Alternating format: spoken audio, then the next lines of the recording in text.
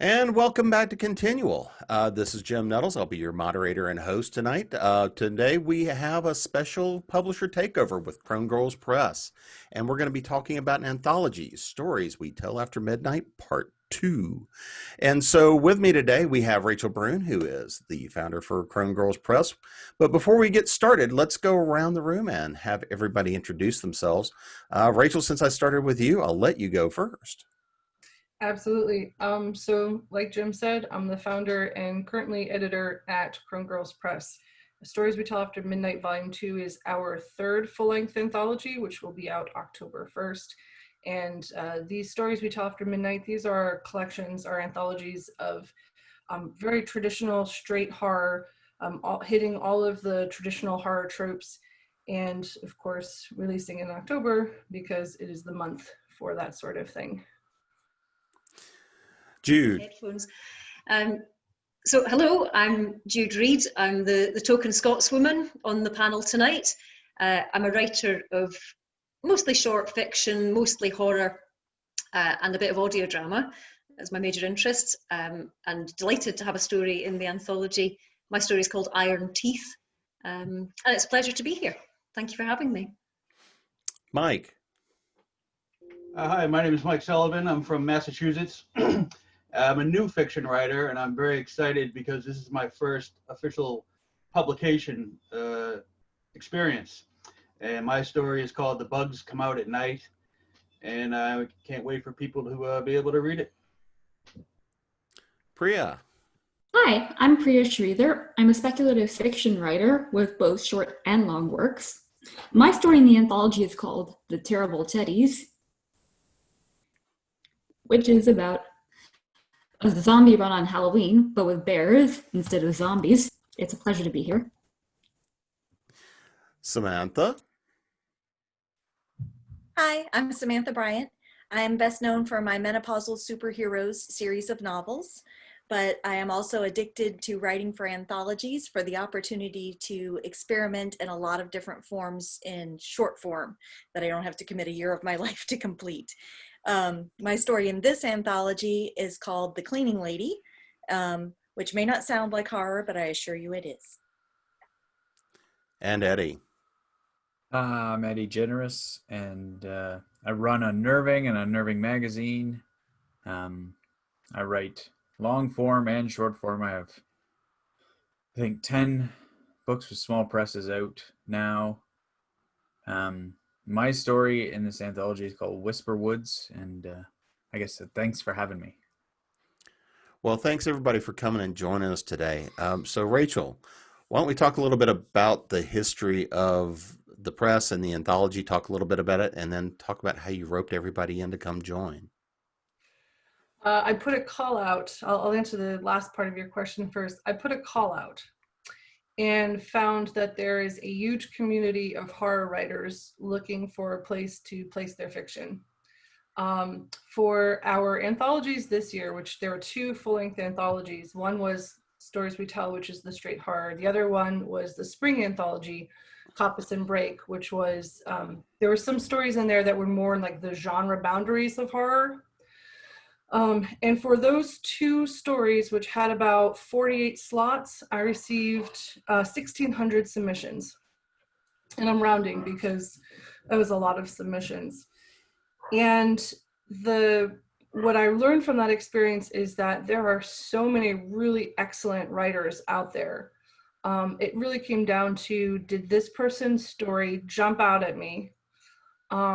Did I find a connection to the story? And could I see myself promoting this story, not only when it launches, but for a long-term period? And that got me down to about 300 stories.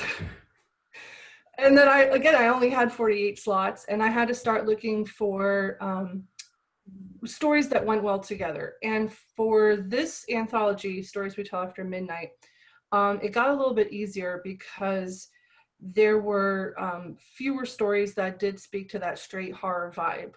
One of the reasons why I started Crone Girls is because I really love short horror fiction. From, Ray Bradbury, H.P. Lovecraft, Stephen King, collections of anthologies, the year's best horror. I will read those constantly because I just love it. And so when I was going through these stories, I was thinking to myself, how do I get a collection, an anthology that will fit, you know, on a bookshelf with these other anthologies? And so one of the things was, you know, did they hit those traditional horror tropes? So Eddie, actually, you had sent me two stories, I think. The Winnebago Yeah. story, yep, and the Whisperwood story. Both of them, I was sitting there thinking to myself, how do I pick between these two? Luckily, he actually, another publisher, I think, made that decision for me because they picked up the other story. I was like, oh, I better send him an acceptance real quick. Yeah. Mike's story, oh my goodness. So I was looking for a novella to anchor the anthology.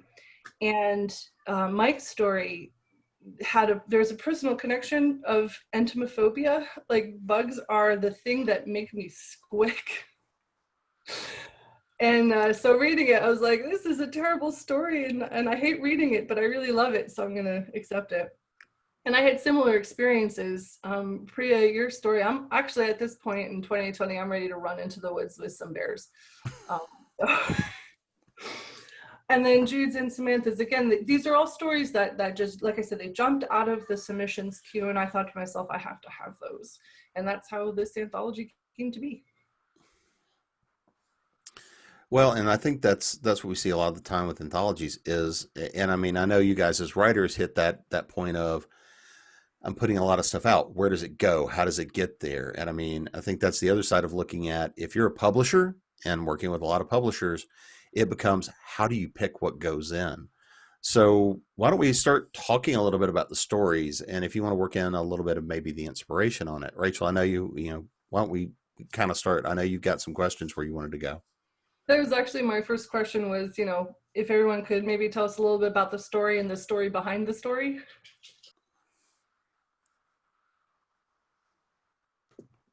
Who wants to go first?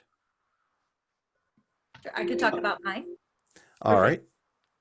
So in October, I have this friend online named Bliss Morgan. And despite her name being Bliss, she's kind of a creepy lady. It's why I like her. And in every October, she does this challenge called Nightmare Fuel, where basically every day she posts a strange picture, you know, maybe eerie, maybe outright horror, maybe just a little weird. And she challenges the community to create something for it. And I've participated for a few years. It's October tends to be a time of year that I'm feeling kind of burnt out on whatever my major project is, and running away to play in flash fiction for a month is fabulous. So she put out a picture that was this sink filled with gross gore and blood smeared across a mirror, and like arcane symbols drawn in the blood on the wall. And I looked at it and I thought, what a frickin' mess. And so then the cleaning lady came in and she told me about what had happened and what she was cleaning up from. And that became the story that Rachel accepted for this anthology.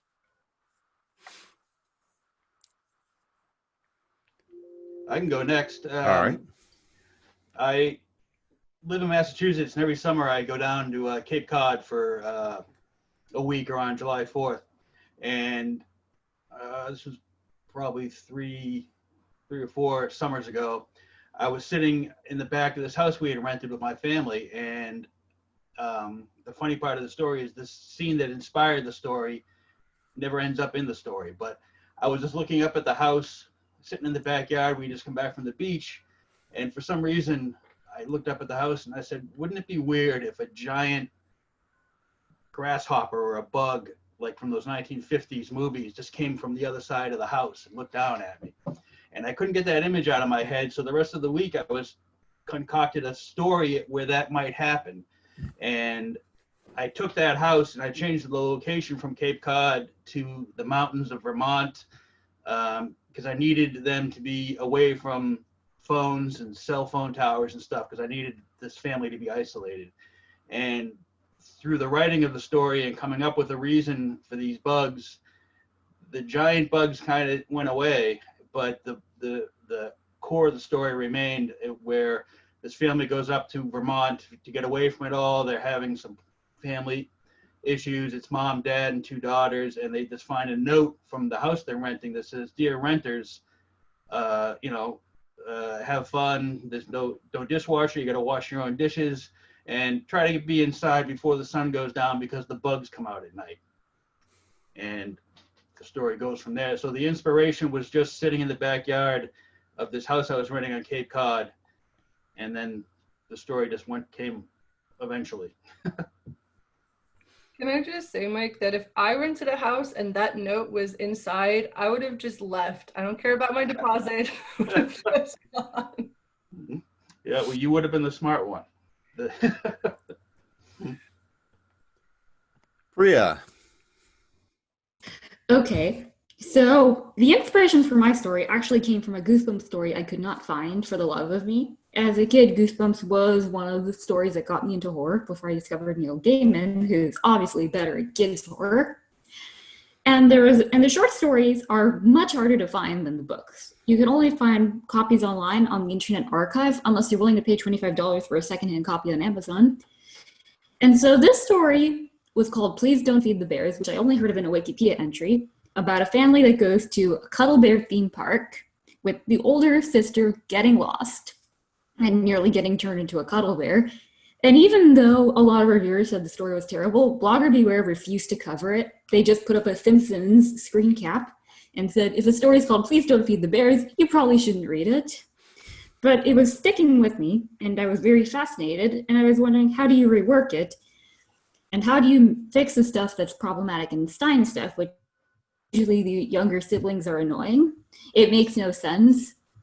This theme park of bears and all that.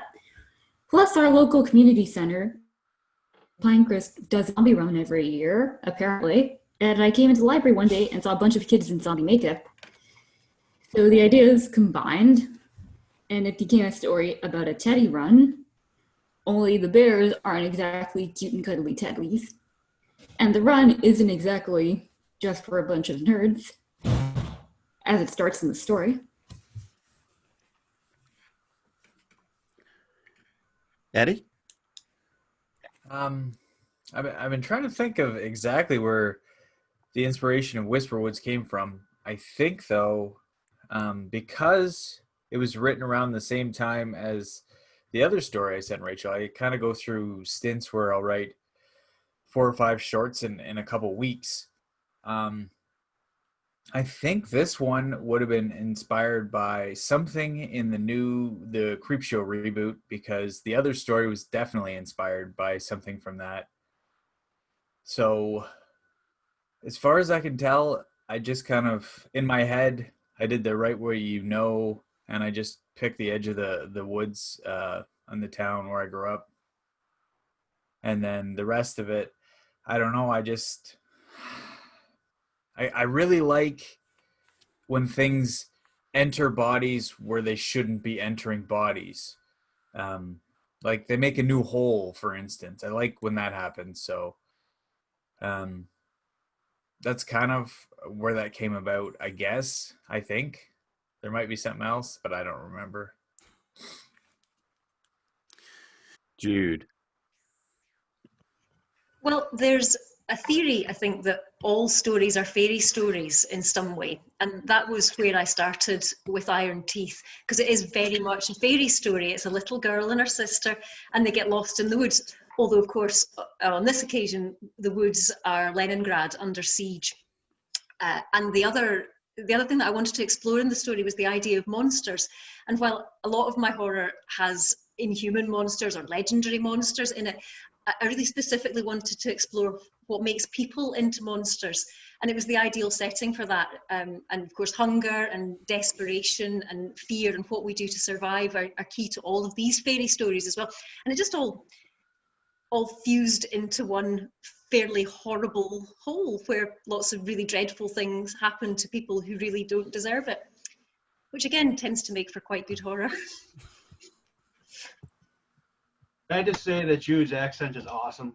I could just listen to her talk about anything. You're very kind. So that actually, this leads into my next question or topic of discussion, because we launched Coppice and Break right as the pandemic hit, and as everything was shutting down, and some people for the first time were facing the fact that they couldn't go to the store and buy the thing that they wanted. And that simple thing seemed to have had quite an effect on certain people. You know, it's like, I can't go to the store and I can't buy this. Well, I guess I'll just turn into a monster. And, you know, we've all kind of seen those videos. As a horror publisher, I was like, okay, what do I do now? The answer was continue to publish, because I'd already contracted all the stories. But I have started to realize that there's a certain segment of the horror community, both the fans and the writers, who are flourishing in a pandemic. And so I kind of want to throw this topic of discussion out there. As a writer, you know, how do we continue to write when the news seems to be competing with us for story ideas? And as a fan, how are we consuming horror? You know, how do we, I guess the overall question that I'm trying to ask is, how are we integrating horror into both our professional lives and into the parts of ourselves that read horror for fun? Very specific question. So my day job is teaching middle school. So I would argue that this makes me kind of an expert on horror, because it's a period of life that is at least psychologically horrible for most people, at least at some segment of it. And I know that as a lifetime reader of horror, you know, like Priya, I read things like Goosebumps when I was a kid, and watched Twilight Zone reruns with my mother and that kind of thing. So I started early, and I've always been attracted to horror in a mundane setting. Like, it's one thing if everybody went to the known haunted house to deal with the known horror in there. It's another thing when you are sitting at your kitchen table trying to drink your tea and something happens. And so I think that's kind of how the pandemic felt to me, is like, this is horror that just came out of regular life. You know, I was going around doing my thing, and then all of a sudden there's all this weird stuff going on. I have a series of short stories I'm hoping to put out as a collection myself sometime that I call the Shadow Hill stories.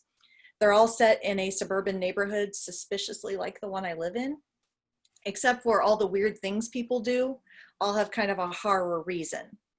You know, like the guy who's constantly trimming the grass is because if he doesn't, the grass will eat him, you know, and that kind of thing. And the weird people on the corner with the collie, there's something different about that collie. So that's kind of how it plays for me. And so it kind of feeds into the way my imagination works.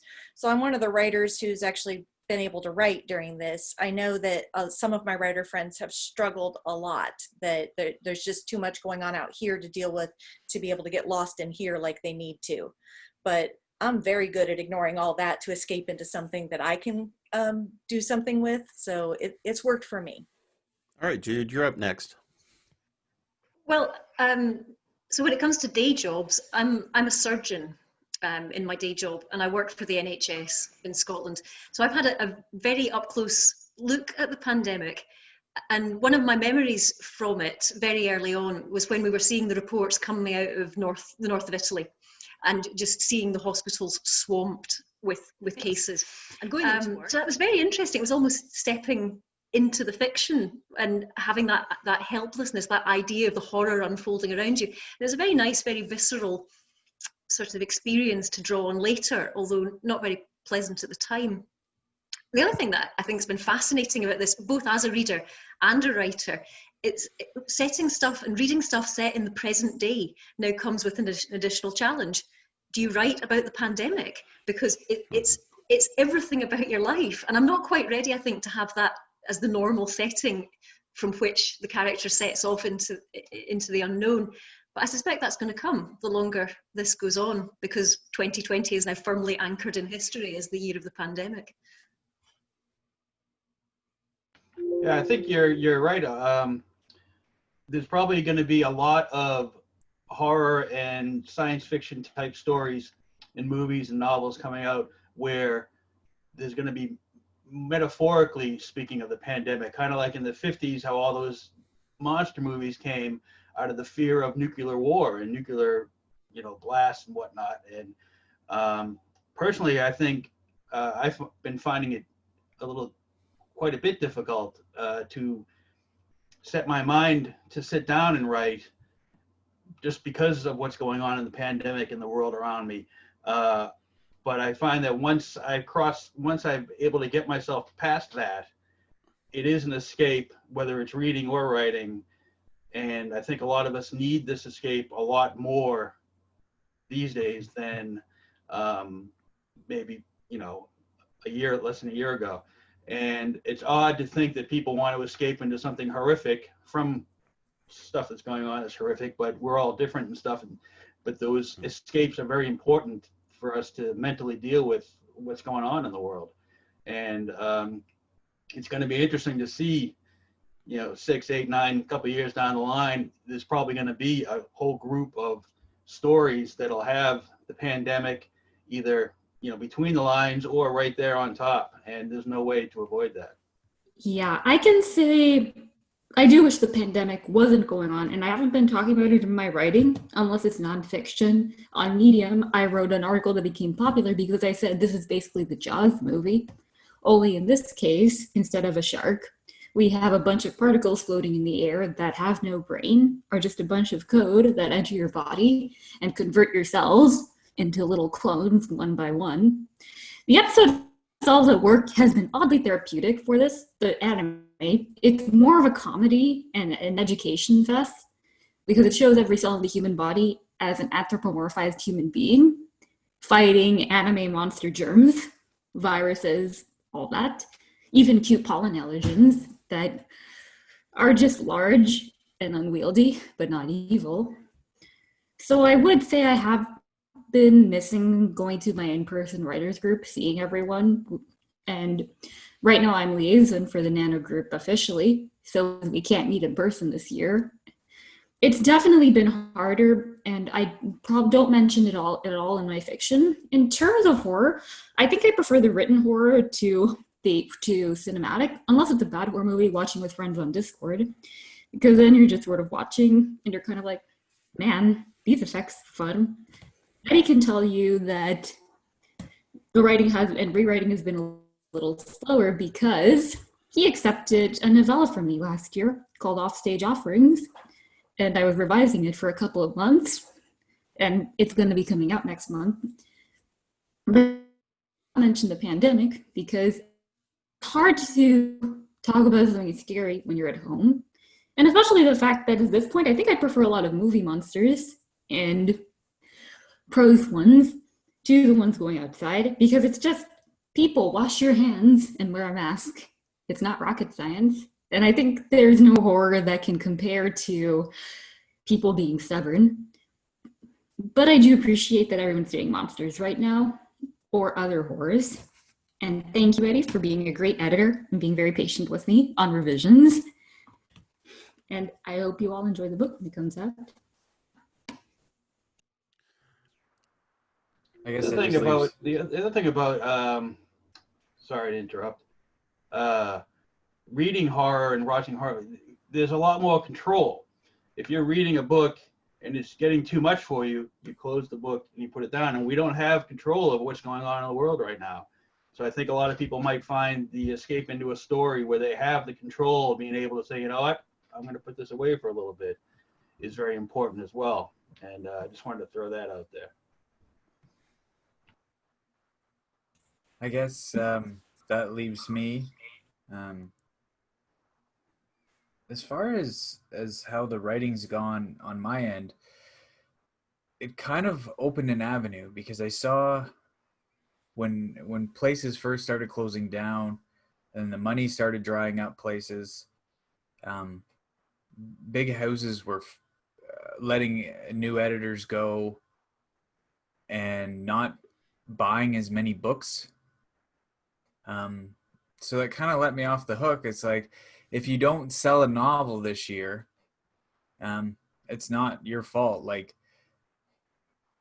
it's not your failure this year. So that's okay. Just do whatever you're going to do. And as for the writing, I found I'm writing like there's been a cure and it's just working its way in. I recently, about a month ago, a short I wrote has a guy in a Starbucks and he feels a bit guilty that he's not wearing a mask when the barista is wearing a mask. And that's kind of as far as I go into it. I know things have been a bit different in Canada than other places in the world, especially where I live, where I'm very secluded. But as far as taking in horror, horror on screen and in books is usually about conquering monsters of some sort.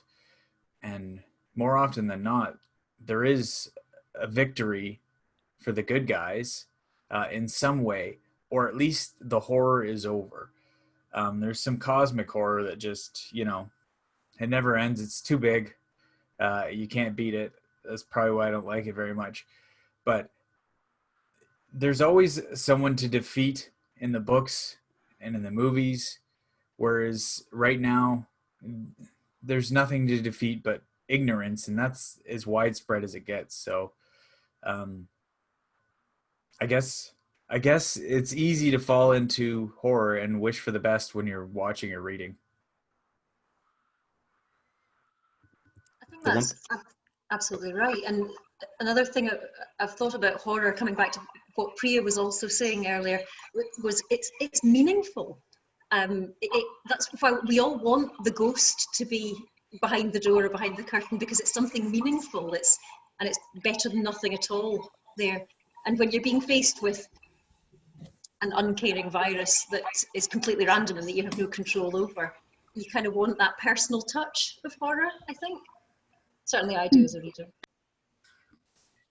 A virus is one thing, but the thing is, we've had viruses all the time. Like chickenpox. You don't get it from chickens. You get it from a very contagious disease, unless you get a vaccine. And I think, going on to what Eddie's saying, horror also has hope in it. In the Twilight Zone would have people that would sometimes deserve their fates, sometimes people that didn't, or people that fought against it. And Strange Horizons, by the way, will not accept stories on either side of the spectrum. Their list says, we don't want stories where people who are jerks, to put it nicely, end up getting what's coming to them, or someone who for no reason is thrown into a horrific situation. And there has to be that middle ground. Maybe someone deserves it, maybe they don't, but horror always has the hope that you can face the fears and either conquer them or to live with them, which is why the best Twilight Zone episodes, A Little Peace and Quiet, Little Girl Lost, they don't feature people who are necessarily jerks, but people in the middle. In the case of Little Peace and Quiet, a librarian that just wants some time to read, but then its glasses fall off in the middle of a nuclear devastation, or A Little Girl Lost, two parents rescuing their child from a strange dimension and doing all they can to get her home safely. And so I think the hope matters a lot. Otherwise, you just have grim and gritty, which we can all agree has gone a little bit sideways over the past few years. Am I right? You're on mute. I am on mute.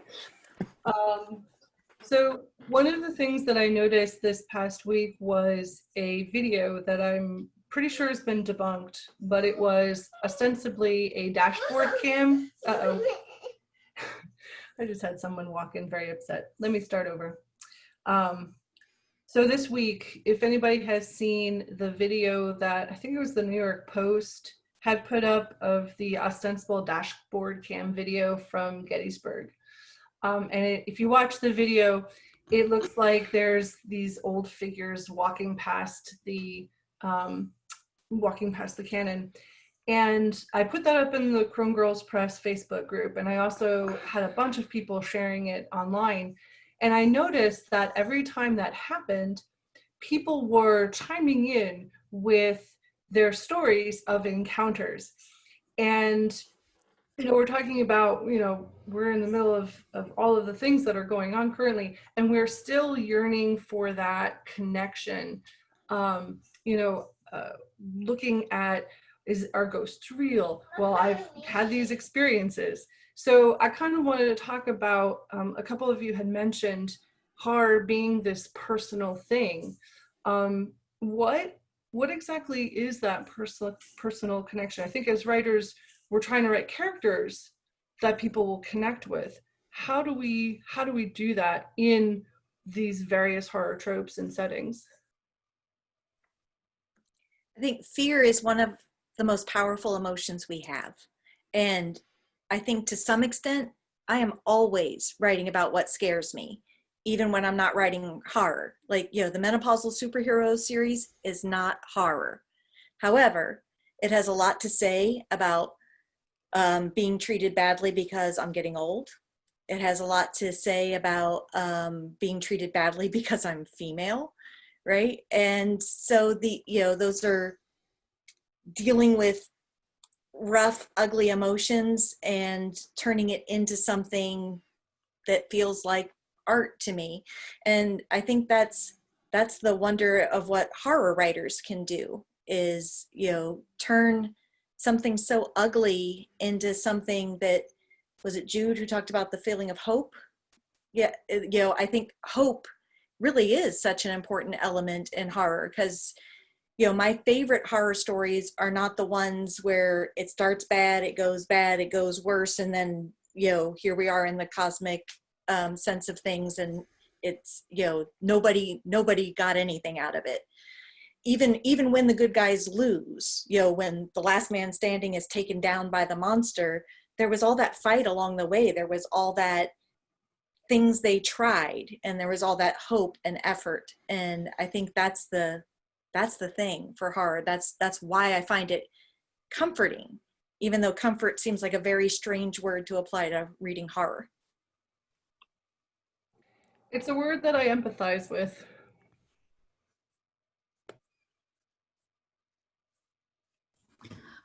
I will have to say my personal connection with horror is that I always see it as a bit of fun. Probably the equivalent would be a theme park ride, the Jurassic Park one before the reboots. Because technically the ride ends with you going into a dark facility with dilos spitting venom at you. Not real venom, actually. And a bunch of raptors, maybe. And then you see a T-Rex about to lunge at you. And my brother always had a theory that the T-Rex eats you at the end of the ride, that you don't escape. But the thing is, you're perfectly safe if a bit wet at the end of the ride. And I feel horror is the same thing. You're reading about a very scary situation, whether it's a lady being stoned to death in the lottery. Spoilers everyone for a story that's 100 years old. Or in the case of Carrie, the devastation that a single bucket of blood can do when it drops at the right time.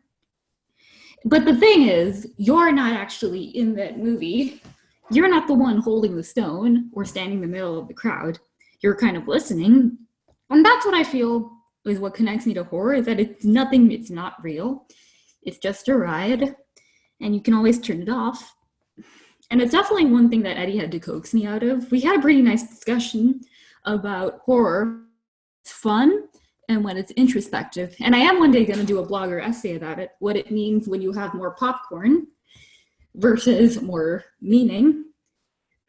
Because I'm influenced by The Dark and such. Great magazine to read, really hard to get into. That talks more about the intellectual side of horror, stuff that's scary to us. And also what I've noticed that not a lot of POC are in horror, though that is changing. And so I strive to put my experiences as an Indian woman, an immigrant in there, or rather, first gen. My mom came in to the States and I was born here along with my siblings. And so I talk about that, or about the horrors that we don't often see. And Get Out is a great example of this, the movie. Because in most horror movies, the black guy dies first due to their lack of sensing this is a horror movie. Get Out is not like that. It's basically a story about gaslighting and about how you need to trust your instincts in a dangerous situation.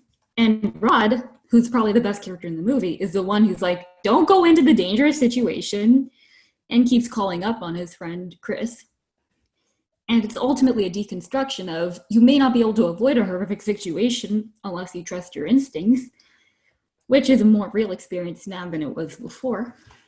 Those are my 2 cents anyway.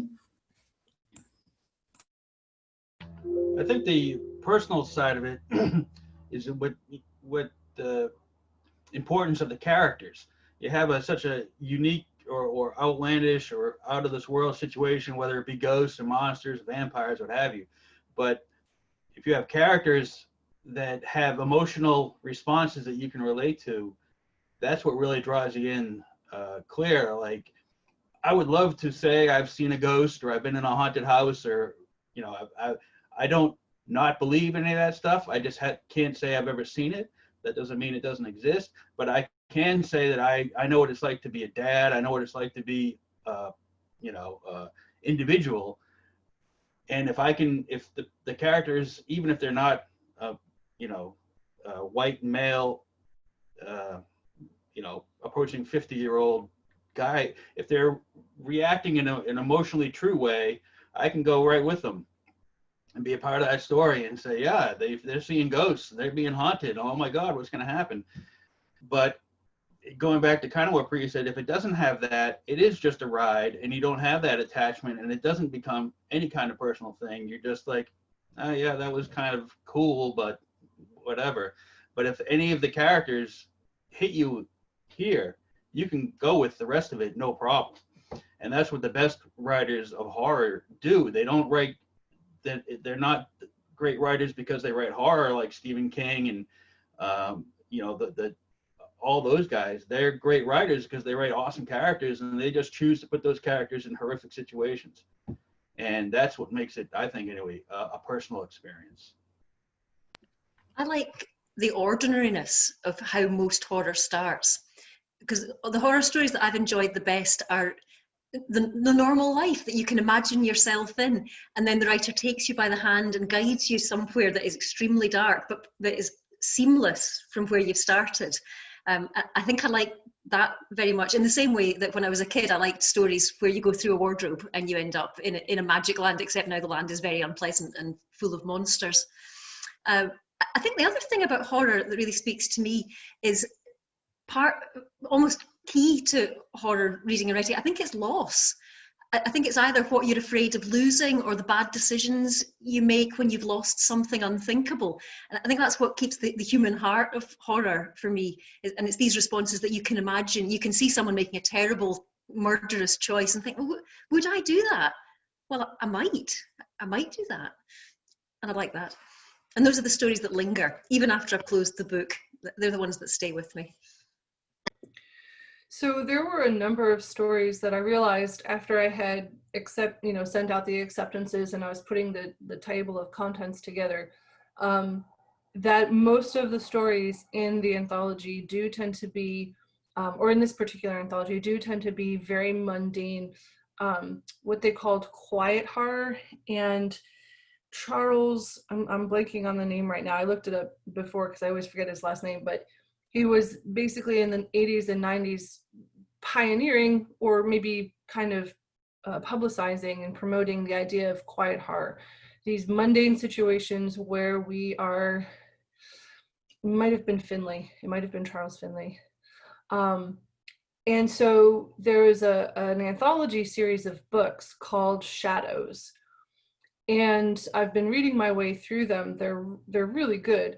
And I think that probably ended up influencing some of the choices that I made, because a lot of these stories do speak to what happens in present day situations. So Laura Price's story, Primary Manifestations, happens in a haunted house. I think it might be our only haunted house story in the anthology.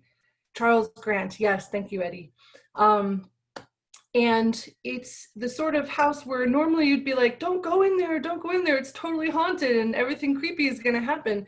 But it literally is the last option for their family. Everybody's job has been lost, they have no money, they have no place to go. The only place they can go is the super haunted family estate in the swamps of Florida. And to me, that spoke to some of the same themes like in Jude's story, where people are making decisions based on the slightly better of their totally terrible options. You know, just these sorts of situations. And then Priya's story, so I absolutely love themed runs, even though I mostly don't go very fast. But to me, they're super fun. So the idea, like I said, of doing a run where you have these pretty benign characters, at this point in 2020, like I said, I'm ready to join them in the woods, just dragging me away. I don't care anymore. No, I'm just kidding. But yeah, so I realized that this theme was very much coming out in all of the stories that I was accepting and arranging the table of contents. But another thing about it is they were all hitting these horror tropes, you know, these genre tropes. I will fall asleep. But I basically want to talk about horror tropes and talk about the very specific tropes that people are using in their stories, like the haunted house story, or the villagers who make a sacrifice every year type of trope, that sort of thing. I kind of want to talk about, you know, what are our favorite tropes as readers and writers, and if y'all were specifically thinking about tropes before you wrote the story, or maybe during the editing process or something like that. I definitely was thinking about things like henchmen and servants to dark and evil characters in mind, you know, like Dracula's Renfield and that sort of thing. And around the time that I wrote this, I was also watching Downton Abbey, which will make you think differently about servants, I would think, than other fiction might. And so I was looking at it like how the servants judge the people they're working for. And you know, my cleaning lady does not entirely approve of her employer, who she doesn't like as much as she liked her previous employer. And that kind of snarky, judgy attitude was a lot of fun to play with. You know, because in a lot of stories, the henchies are so bought into exactly whatever the boss is purporting, that they share the vision, or they're magicked or hypnotized or whatever into just being a part of things with no volition. And so I don't know that I set out to do that, but once I was doing it, I was like, oh, I see what you did there, brain.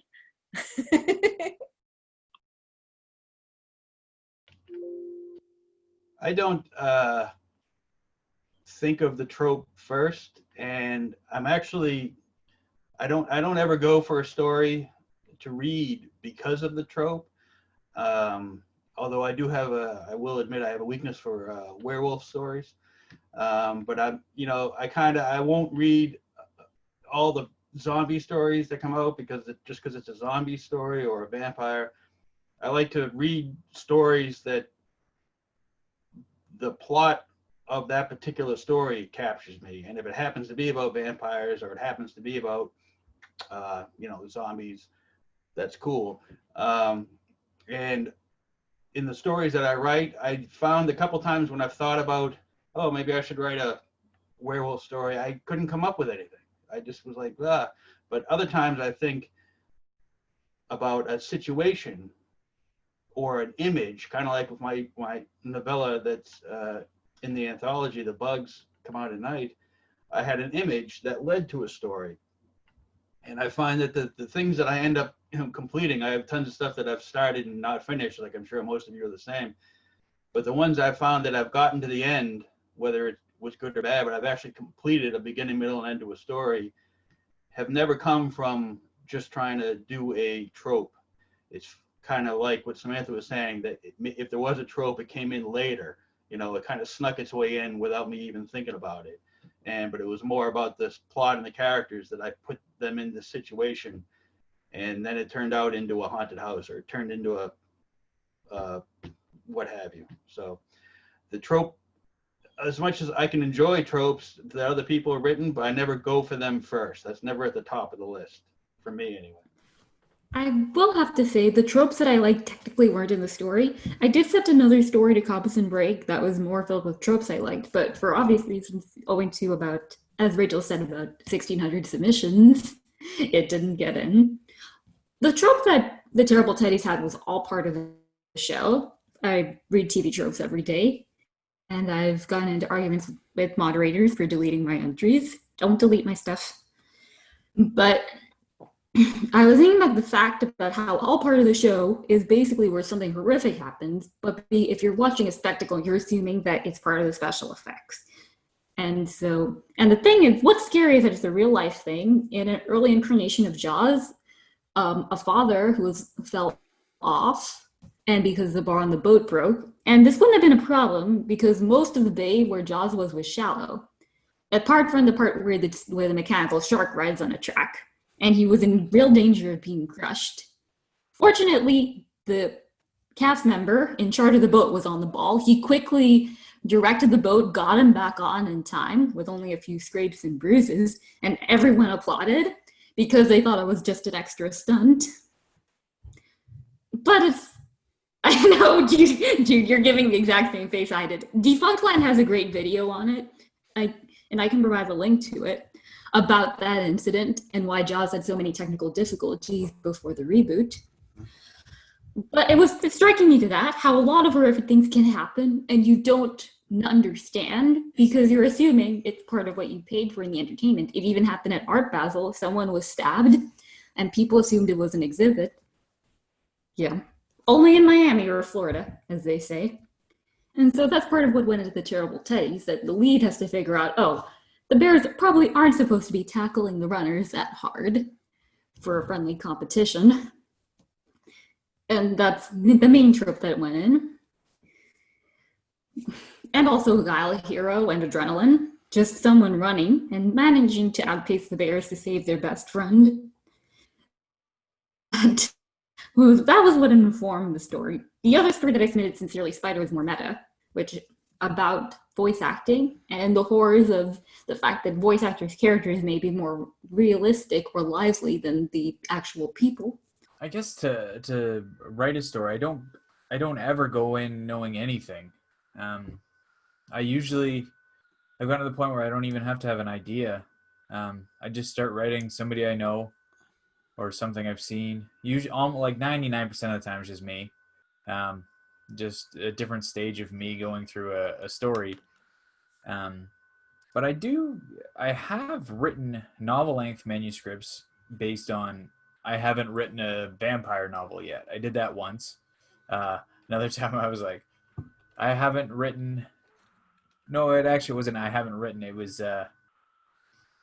let's see if I can write the second best werewolf story. Because obviously nobody's topping Stephen Graham Jones' Mongrels. So I did that. I don't know. I don't look for tropes when I'm as a reader. I read very, very widely.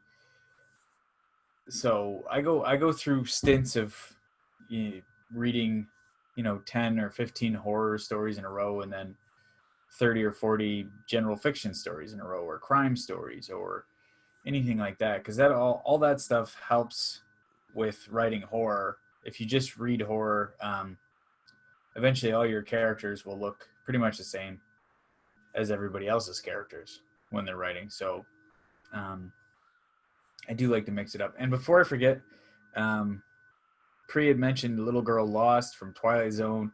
That's a Richard Matheson story, as many of the Twilight Zone episodes were, and it's fantastic.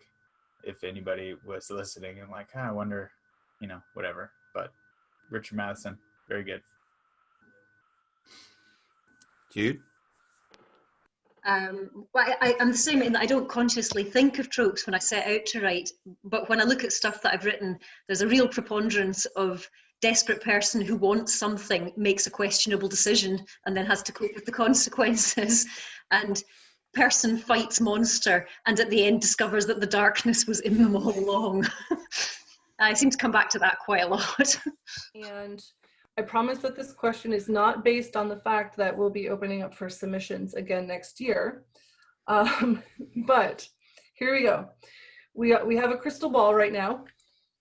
And in that crystal ball, we are going to use our crystal ball to write a story that's going to be set in the mundane world 2 years from now. So as horror writers, what are we including in this story? What do we think that either characters or setting or plot, what is that going to look like writing 2 years into the future? I could see a lot of things with an isolation theme, because so many people right now are feeling so isolated. They don't have all their usual things to go, places to be, people to be with. And so, you know, it's pretty easy for an imaginative person to have their brain go down some really dark alleys when they spend a lot of time alone. So I wouldn't be at all surprised if we see a lot of stuff that, whether directly or indirectly about the pandemic, plays on isolation and what that does to a person emotionally and mentally. That's a tough one. I agree with what Samantha says.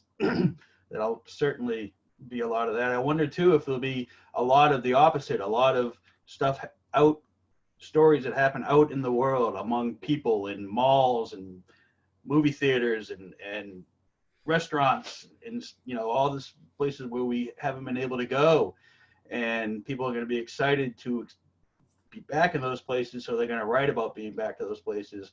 And then maybe from the horror point of view, you know, what do they run into? What has been in those places while they've been empty all this time? You know, what kind of creatures from netherworlds or, you know, have been occupying those spaces, and now they're mad that we're back. Maybe that's a cool idea. I don't know. And now I'm just spitballing stuff, but it's definitely going to be interesting to see the landscape of fiction and horror fiction in the immediate future once this pandemic has, if not been ended, been controlled somewhat, and the changing world that we're going to be looking at.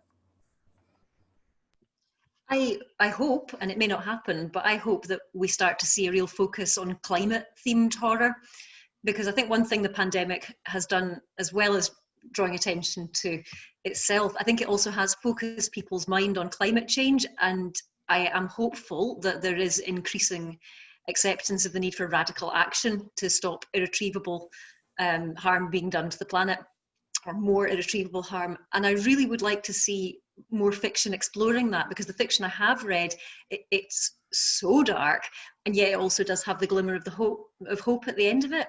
And I don't know if it will happen, but it's certainly something that I'd like to see.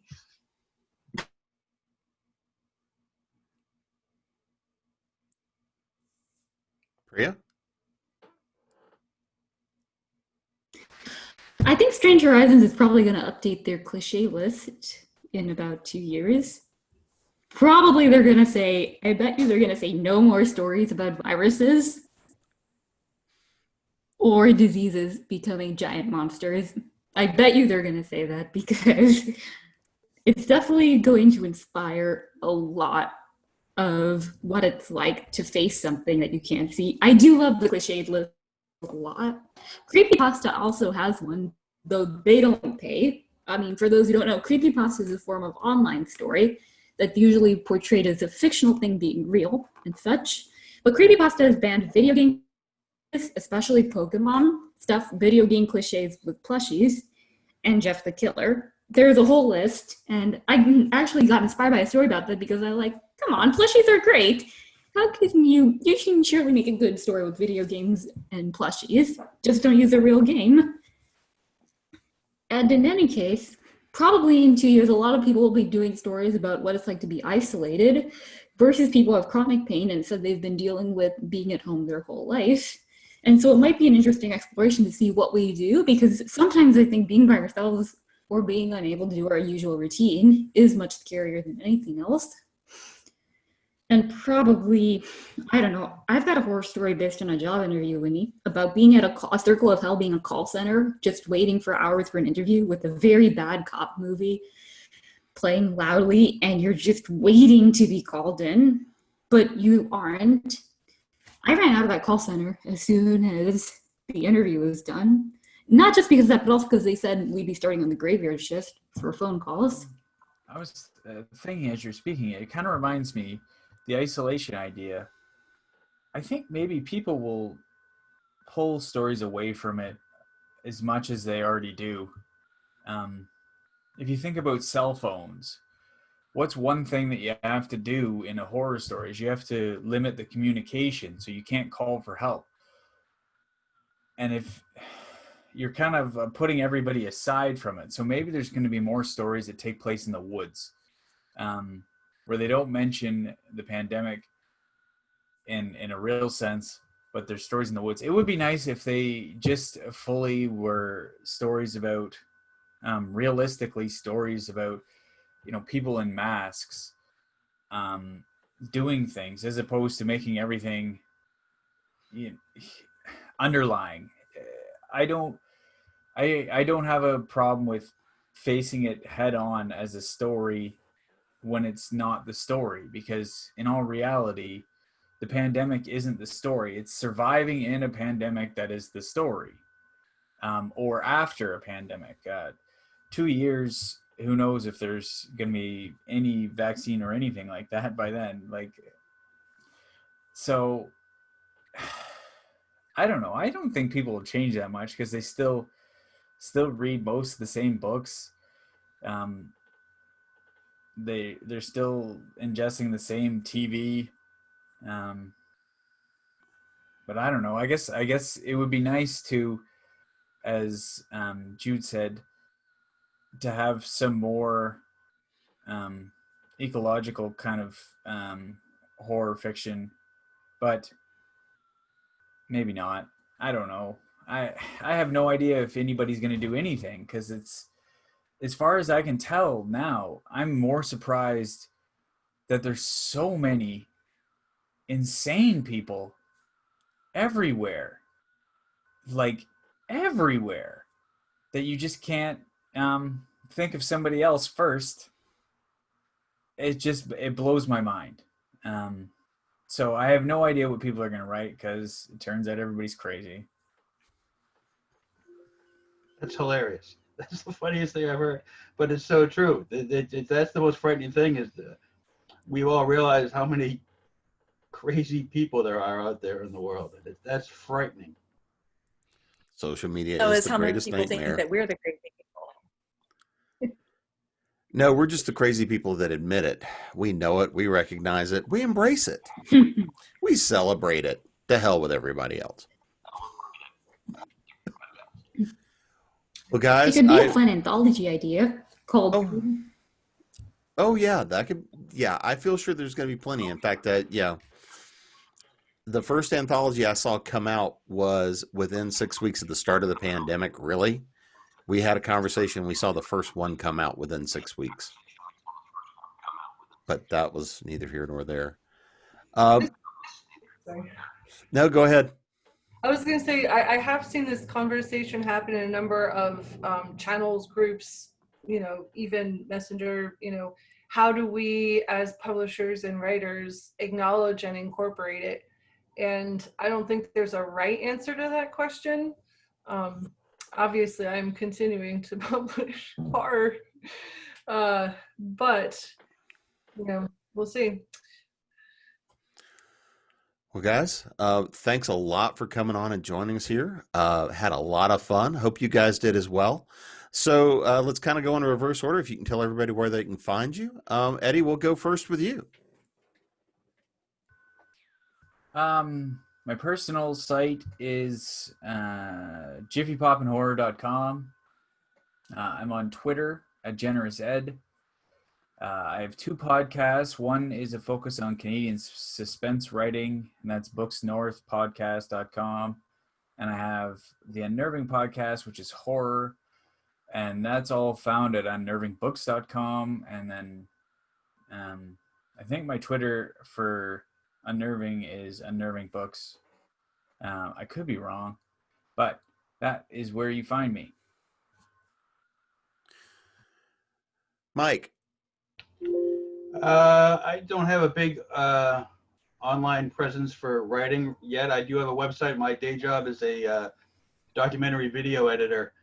So that website is sullivanedit.com, and I do have a tab on there for writing, but it's mostly my video editing stuff, and you can email me through that at mike@sullivanedit.com. Priya?